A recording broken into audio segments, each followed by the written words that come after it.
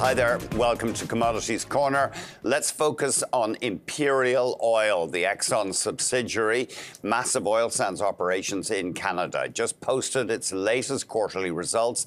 Cash flow per share coming in north of $4 a share. And that was about 50 cents ahead of consensus. You can see the stock up about 3%. Relentless share buybacks meant that shares outstanding in the quarter was down more than 12%. We're joined by Patrick O'Rourke, Managing Director in Institutional Equity Research at ATB Capital Markets. Patrick, thanks for giving us the time. Thanks for having me. Looks like a huge cash flow beat by Imperial. What fueled that? Well, we've been watching very strong operations, both upstream and downstream from the company throughout 2022 here.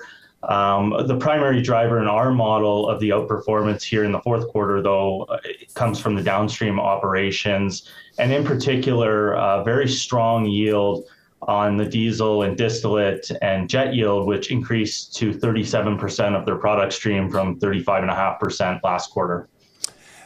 We kind of forget that they're such a huge refiner. The refining business is almost as important, well, in terms of the amount of oil they put through. I think they even sometimes refine more than they produce. Yeah, absolutely. They had product sales of 487,000 barrels in the quarter, relative to 441,000 barrels a day of production. You have a sector perform on the stock, Patrick. Why are you relatively cautious on the name? You know, frankly, again, the operations and management have been very strong in 2022. The balance sheet is absolutely spotless. The strategy in terms of return of capital has been very strong, both in terms of 2 dividend increases, most recently 29% announced with Q3, and approximately $4 billion in SIB repurchases, plus maximizing the NCIB. The reality of our sector perform really comes down to a bit of a valuation call, where it's been at a premium relative to some of the other stocks that we cover. But, you know, frankly, retrospectively looking at the performance that we're seeing here, that premium appears to be well warranted. Their policy of returning money to shareholders, I know it's not unique to Imperial Oil, but is that part of the Exxon philosophy overall? I think so. And it's important to remember that Exxon owns just under 70% of the stock here. So they've been participating pro rata in the SIB and the NCIB, and of course the dividend growth from the company. What about Suncor? You have a sector perform on them too, Patrick. Is that a valuation thing? Suncor is a little bit of a different story for us. Valuation would probably be a bit more compelling relative to an Imperial or some of the other peers out there. We're just waiting to see a few quarters of operational performance. There's been some challenges with Fort Hills and the upstream. Downstream has generally been quite strong. They did run into a bit of a hiccup in Colorado in Q4 on the back of a weather-related incident.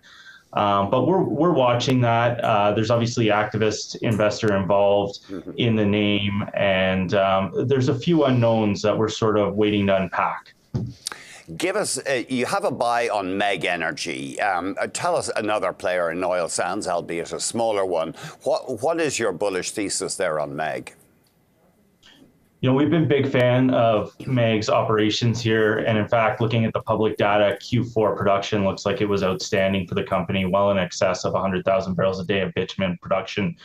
You know, our view is that it's one of the highest quality pure play oil sands assets out there at Christina Lake, operationally very strong. And I think they might even have a net positive energy operating cost in the quarter, with AESO prices being so strong. And just finally, Athabasca Energy, I believe you have a buy on them as well, Patrick. What's the story there? Yeah, we've also been big fans of Athabasca, and really it comes down to a few things. Number one, just on a valuation perspective, you are acquiring an enormous amount of resource for a very cheap valuation here. So, you know, 100 years of reserves, but even if you cut that in half And with the free cash flow profile of the business, you're effectively capturing that over a 3 to 4 year time period here and paying yourself out on that.